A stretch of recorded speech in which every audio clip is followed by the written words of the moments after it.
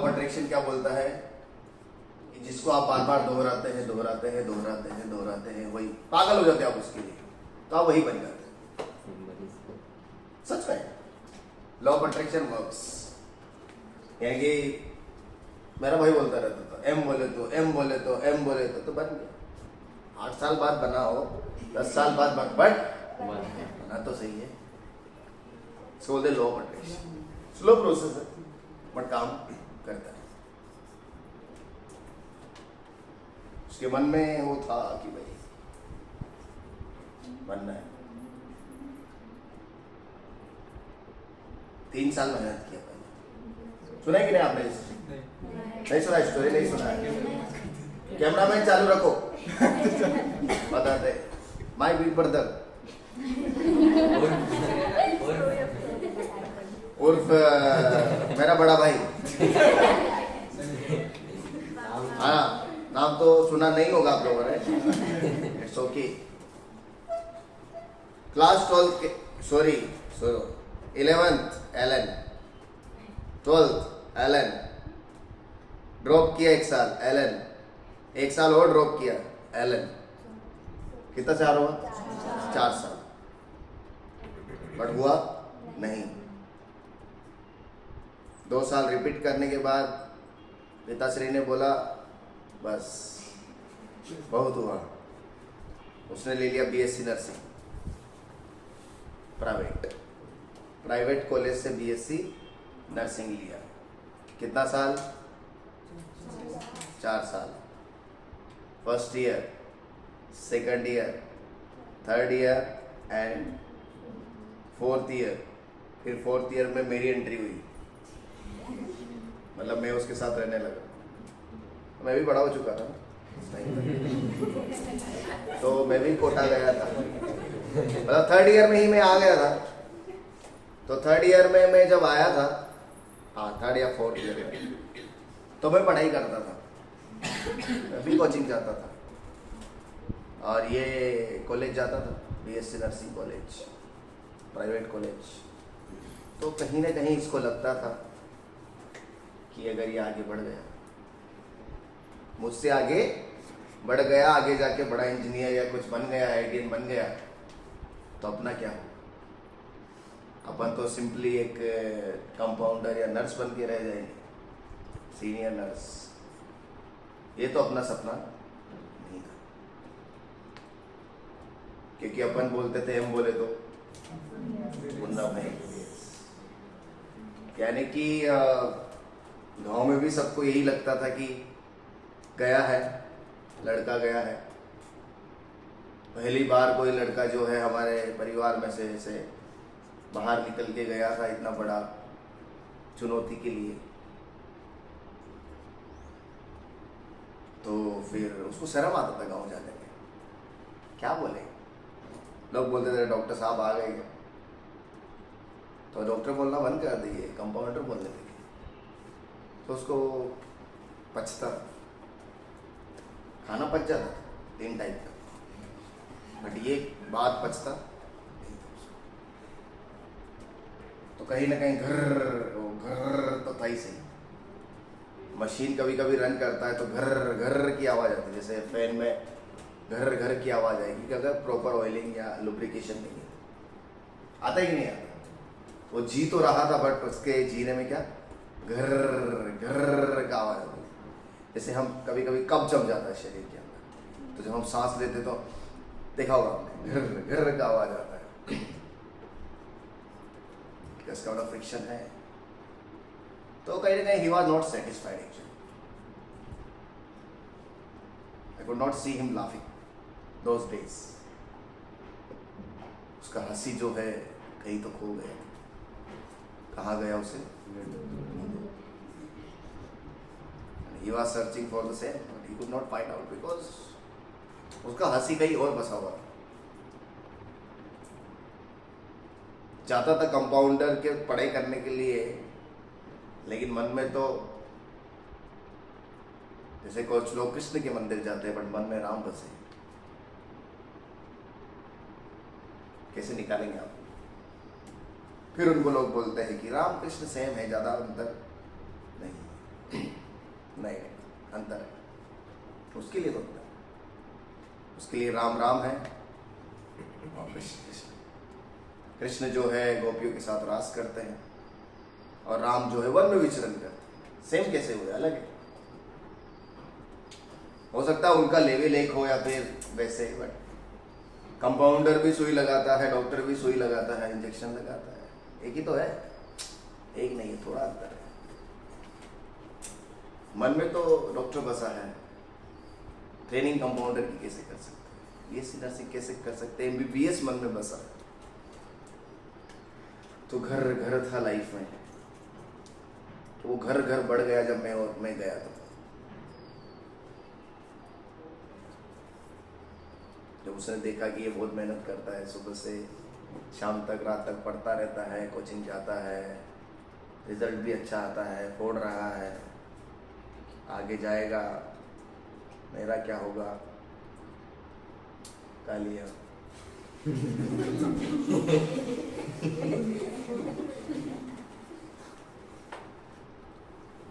तो फिर आताबाजी।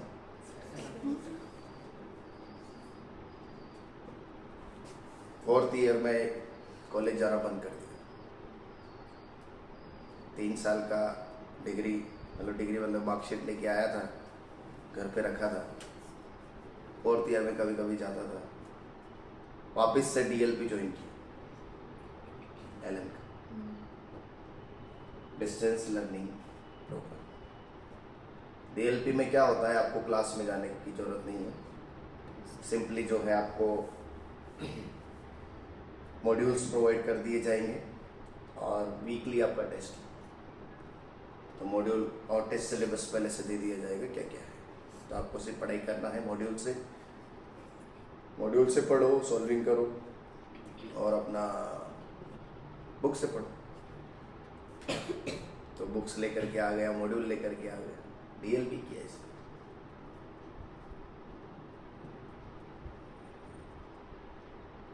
और वो चिपक के बैठ जाता, दीवार पे चिपक के बैठ जाता।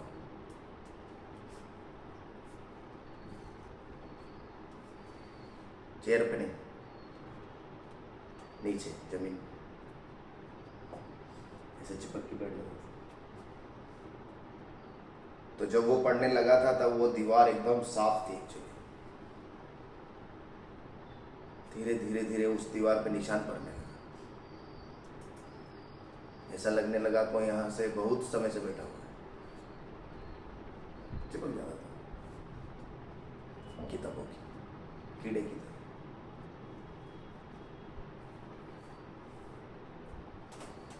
टेस्ट देने जाता था, टेस्ट का रिजल्ट आता था तो 400 रैंक आ रहा है, 350 रैंक आता था। और मेहनत करने लगा,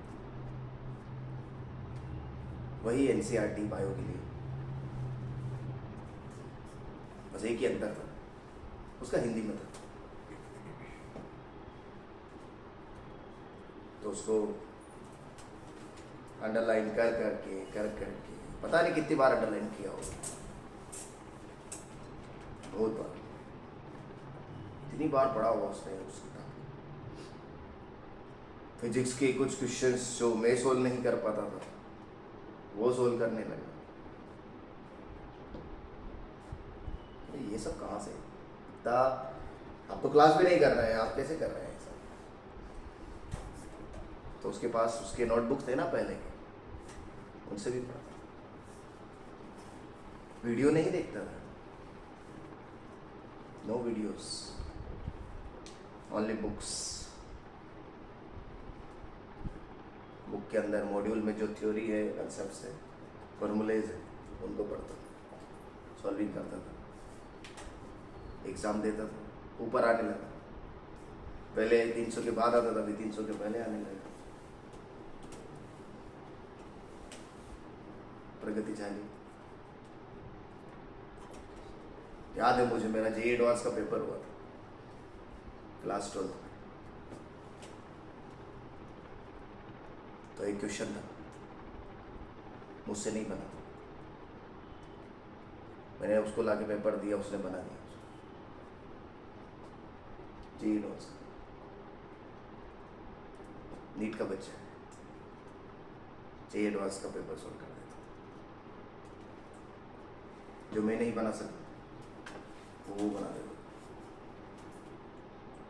तो 100% लग गया था, ये होने वाला है। बस एक ही गलती उसने कर दी, गलती नहीं कहेंगे। एम्स का फॉर्म उसने भरा नहीं, केवल AIPMT का भरा।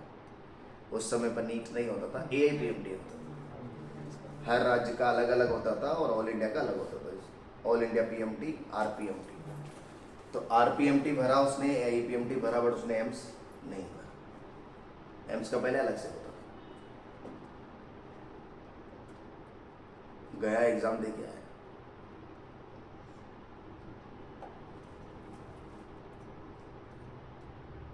एग्जाम दे के आया, TLB किया 1 साल का।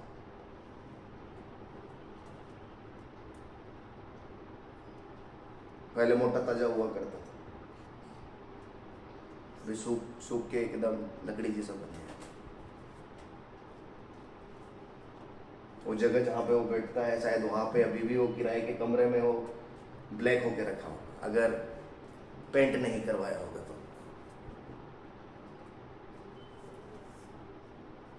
मैं जाता था क्लास के लिए सुबह 7-8 बजे, तो वो वहाँ बैठा हुआ मिलता था, और जब मैं आता था 1-2 बजे, 3 बजे, तब भी वो उधर ही बैठा हुआ मिलता था।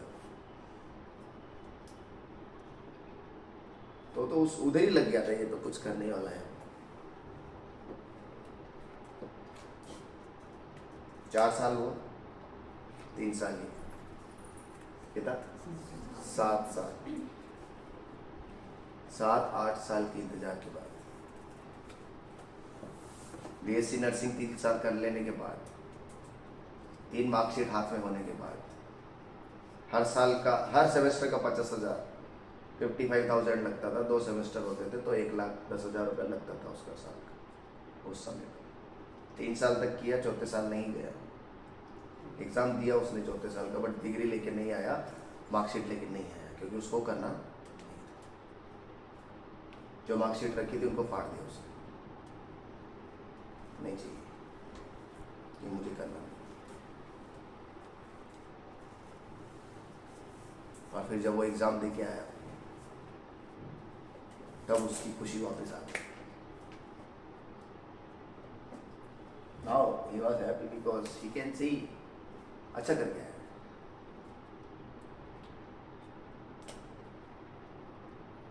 और फिर जब रिजल्ट आया, आप लोग यकीन नहीं करेंगे कि उसका कितना रैंक आया। मेरा भी नहीं आया उतना तो। और आपको तो पता है JEE से ज़्यादा बच्चे किसमें बैठते हैं, नीट में बैठते हैं ना, बट उसका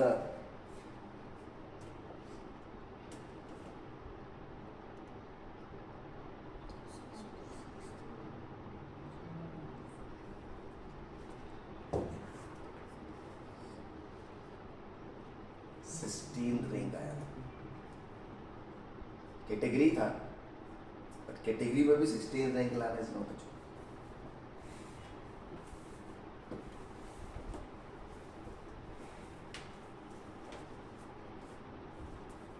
लो प्रोटेक्शन और मेहनत, इस चीज को आप दिलो जान से चाहते हो ना, और उसके लिए अगर मेहनत करते हो तो वो आपको 100% वो घर होना बहुत जरूरी है। वो घर फील नहीं होता ना अगर, तो वो नहीं करता। तो मेरे जाने से वो घर बढ़ गया, और जब घर बढ़ जाता है तो डॉक्टर के पास जाना ही पड़ता है। तो भी उसने चालू कर दिया।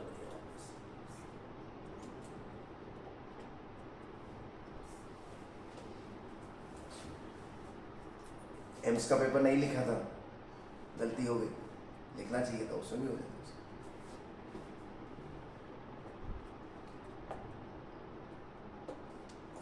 फिर वो बन के एम बोले तो पूनम IPS। उसकी कहानी बड़ी है सुहानी। I am very inspired, I am very inspired. मेहनत करो तो उसकी रिजल्ट। इतना कौन करेगा? You become satisfied, it's okay, हो ही नहीं रहा है तो क्या करें, बट होता है। And there is a will, there is a way. If you do not want, you cannot do it. If you cannot breathe without it, you will do it. सांस लेना मुश्किल है उसके लिए, उसके बिना क्या करेगा? मेहनत रंग लाती।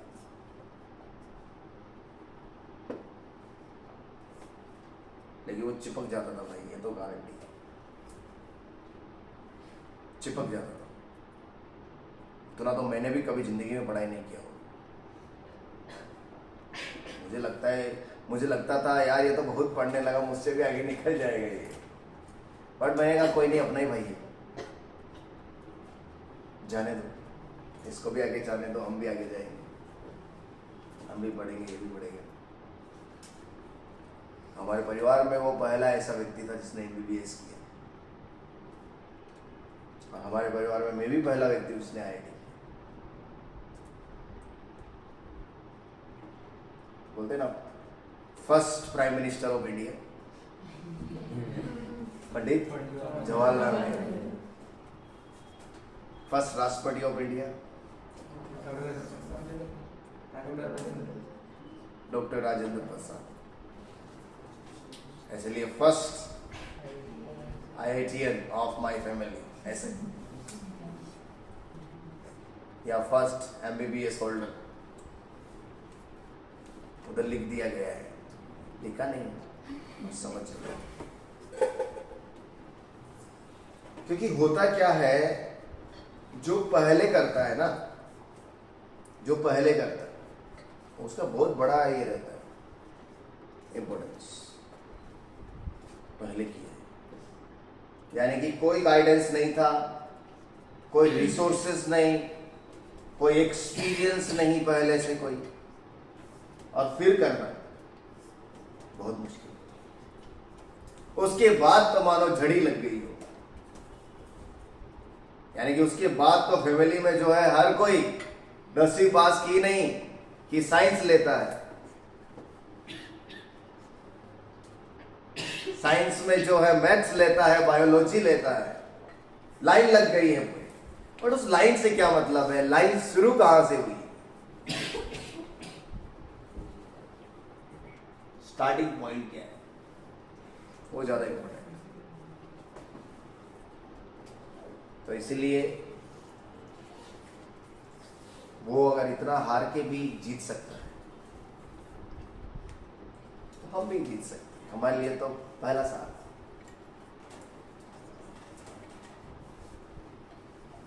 तो ये आपके मन में बैठ जाना चाहिए कि मुझे तो वही चाहिए।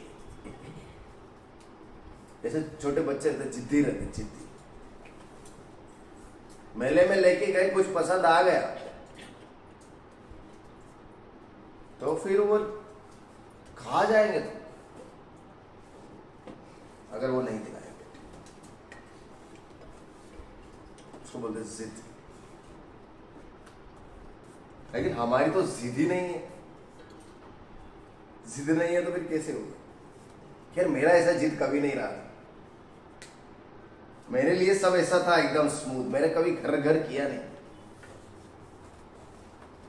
मतलब मैंने कभी ऐसा ड्रीम देखा नहीं होगा कि भाई मुझे जो है IITian बनना है या फलाना ढिमकाना। मुझे तो NIT मिल रहा था 12th के साथ, मैंने बोला यही ठीक है, चले जाते हैं।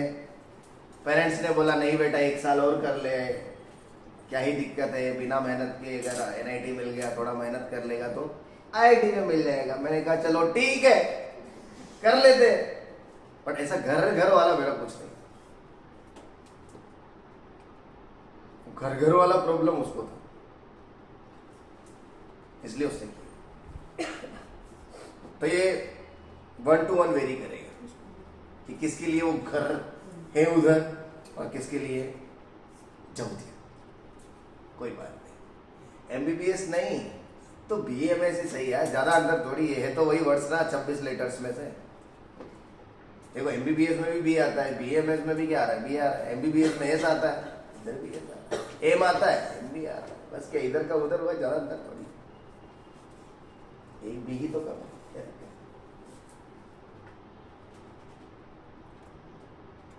तो ऐसे वो सेटिस्फाई हो जाता है, उसका घर नहीं कर रहा है। और जिसको घर करता है ना, उसको सांस नहीं आने चलेगा, वो मिले भी नहीं। तो आप में से फोड़ वही पाएगा या कर वही पाएगा जिसको घर होता है। जिसको घर नहीं होता ना अंदर से, वो नहीं कर पाएगा।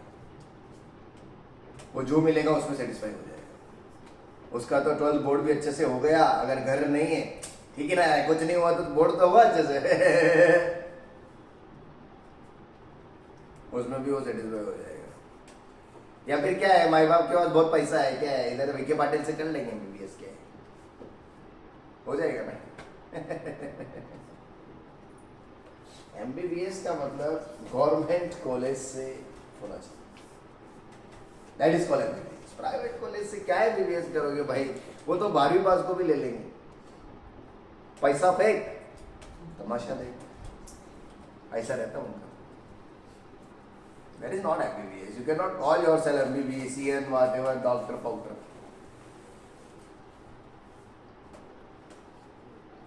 वो नहीं चाहिए। कोई फ्री में भी देना तो मत लेना। उससे अच्छा तो आप गवर्नमेंट से BAMS या BHMS कर लो। प्राइवेट से अगर आप MBBS कर रहे हैं ना, उससे अच्छा।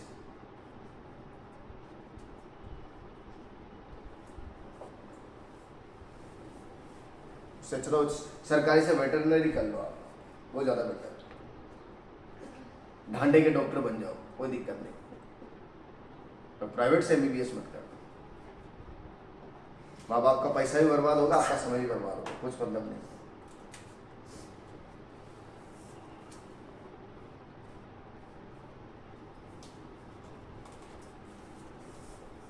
प्राइवेट से करना है तो इंडिया से मत करो, बाहर जाके करो। पैसा ही उड़ाना है ना तो बाहर उड़ाओ, यहाँ मत उड़ाओ। कम से कम ये टेक तो रहेगा कि ये ना फॉरेन से करके आए, फॉरेन से करके आए, एक टेक लग जाता, बाहर से करके आया भाई बच्चा, वैसा कर सकते हैं। यहाँ से तो प्राइवेट कॉलेज से एमबीबीएस मत कर, पहले ही बता दे रहा हूँ। बाकी आपकी इच्छा है आपको कौन रोक सकता है, बोलने वाले बोलेंगे, करने वाला जो मन में आएगा वो करेगा। बट ये सही सजेशन है मेरी तरफ से।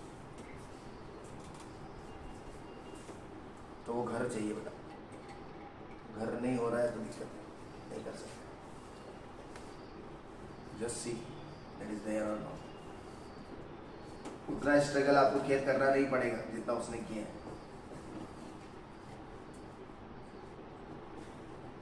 आपको आसानी से मिल जाएगा जैसे मुझे मिला, मेरे लिए सब स्मूथ।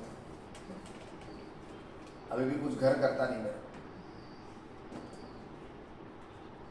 मतलब मेरे अंदर वो कुछ पाने की या बड़ा बनने की या कुछ एक्स्ट्रा ऑर्डिनरी करने की ये नहीं है गलत। I want to remain satisfied, जितना मिले उसमें खुश रहना मैं चाहूँगा। सबका अलग अलग होता है, तो उतना ज्यादा पेशेंस मेरे अंदर नहीं है, गुडनेस थोड़ा ज्यादा है, पर थोड़ा पेशेंस चाहिए, यानी कि वो मेरी कमी है। कुछ लोग बोलते गुडनेस इज वेरी गुड,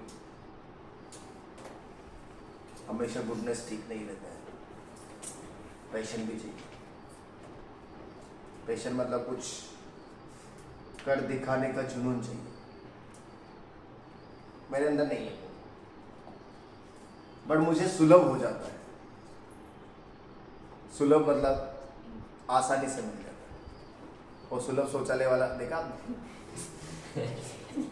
नहीं देखा? सुलभ शौचालय, सुलभ शौचालय वो जिसमें हम लोग रेलवे स्टेशन पे रहता है और बस स्टैंड पे रहता है ना, सुलभ शौचालय। जाके उधर हम जो है, पता है ना क्या करते हैं? उसको सुलभ शौचालय क्यों बोला है? कि वो आसानी से आपको एक्सेसिबल है। सो मेरे लिए सुलभ था चीज। बट जिनके लिए सुलभ हो जाता है ना, क्या होता है, उनका पेशेंट गायब हो जाता है। और जिनके लिए चीजें दुर्लभ होती है ना, उनके लिए पेशेंट बढ़ता है, क्योंकि उनको आसानी से मिलता है। और जिनको आसानी से नहीं मिलता है ना, वो बहुत आगे बढ़ता है। और जिनको आसानी से मिल जाता है ना, वो कहीं ना कहीं सेटिस्फाइड है।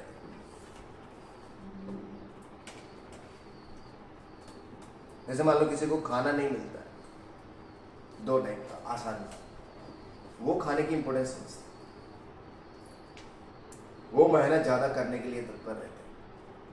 जिनको आसानी से मिल जाता है पका पका यार, खा लेते हैं, उनको इंपॉर्टेंस नहीं समझेगा और उनके अंदर वो पेशेंट भी बढ़ता नहीं है। इसलिए दुर्लभ अगर है किसी के जीवन में कुछ चीज, तो वो बहुत ज्यादा भाग्यशाली है। बहुत भाग्यशाली है रे वो।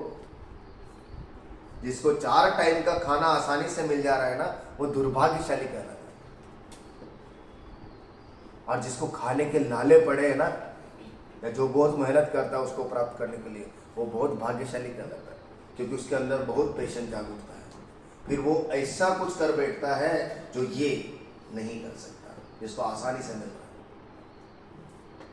ये नहीं कर सकता। ये पलता है और ये पालता है बड़ा होकर। ये अंतर, पलता है मतलब किसी और के अंडर रह करके ये पलेगा। और ये जिसको नहीं मिलता था, ऐसा पेशेंट जागता है कि ये इतना बड़ा बन जाता है कि ये पालता है। पलता नहीं है, पालता है, यानी कि लोग इसके अंडर काम करते हैं। पहले इसके लाले पड़े थे, छाले पड़े थे इसके, और अब ये लोगों को पालता है। ये पहले रिलैक्सिंग मोड में था, इसलिए ये पलता है। तो आप खुद डिसाइड करो कि आपको पलना है या पालना है। पलना है तो मेरी तरह रहो, सेटिस्फाई, जो मिला सो मिला, तो वो पलता है। पालना है तो कुछ हटके करना पड़ेगा। घर की आवाज आनी चाहिए, मुझे ही करना है, मुझे ही करना है, मुझे ही करना है, मुझे करना है, मुझे चाहिए, मुझे वही चाहिए। जिद पकड़ लो तो आप फिर पालोगे, क्योंकि कुछ बड़ा करोगे, छोटा नहीं। This is my way of thinking. तो जो अच्छे परिवार में जन्म लिया है, सब कुछ है उसके पास, वो कहीं कहीं बेचारा क्या है, दुर्भाग्यशाली। लोगों को लगता है अरे कितना सौभाग्यशाली है यार, इसके पास तो सब कुछ है, जन्म से ही इसको सब कुछ मिला है। अरे भाई, जन्म से सब कुछ मिल गया है, इसीलिए वो आगे कुछ करेगा नहीं। घूमेगा फिरेगा, नाचेगा गाएगा, इस करेगा और क्या। लेकिन जिसको कुछ नहीं मिला है जन्म से, जन्म से जिसने क्या देखा है, सिर्फ गरीबी देखा है,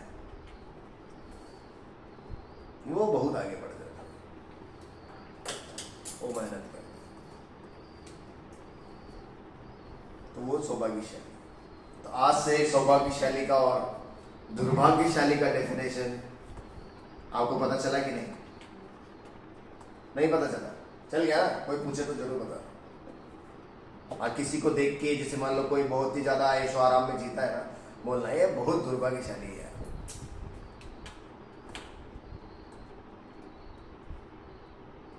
बहुत दुर्भाग्यशाली है। और जिसके खाने के लाले पड़े पड़े बहुत सौभाग्यशाली।